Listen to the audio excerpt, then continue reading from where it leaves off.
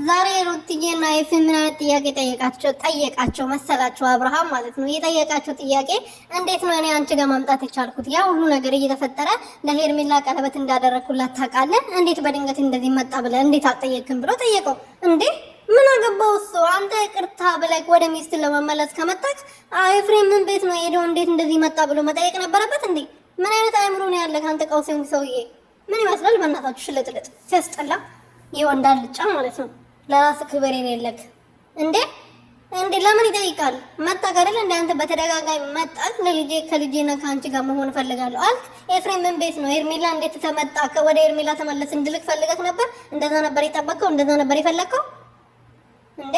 ሩቲ እኮ ተናግራለች በተደጋጋሚ ቤት ድረስ እየመጣህ አብረን እንድንሆን እፈልጋለሁ፣ ልጄን ከአንቺ ጋር ማሳደግ እፈልጋለሁ፣ እስከዛሬ ያጠፋሁት የበደልኩሽ ነገር ይቅር በይኝ በማለት በተደጋጋሚ ስትጠይቀኝ እኔም አመንኩክ። ዛሬ እንደዚህ እንደምትሆን እንደዚህ እንደምታዋርደኝ እንደዚህ እንደምታፋጠጠኝ እኔ አልገባኝም ነበር። በየዋነቴ ይሄው በፊት የበደልክኝ በፊት የጎዳኝን ነገር ራስቼ ከአንተ ጋር ለመሆን እየሞከርኩ ነበር። ግን አንተ ዛሬ እንደዚህ ጋር እኔን የልጅን እናት ስንት ነገር ለማድረግ ሙከራ እያደረክ ነው ብላ መልሳለታለች።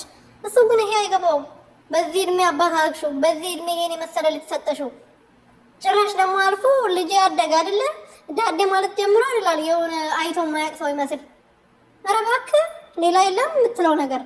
ሰላም ቤተሰቦች፣ በጣም ተናድጄ ነው እያወራሁት ያለው ዛሬ። በጣም ተናድጃለሁ ይብር።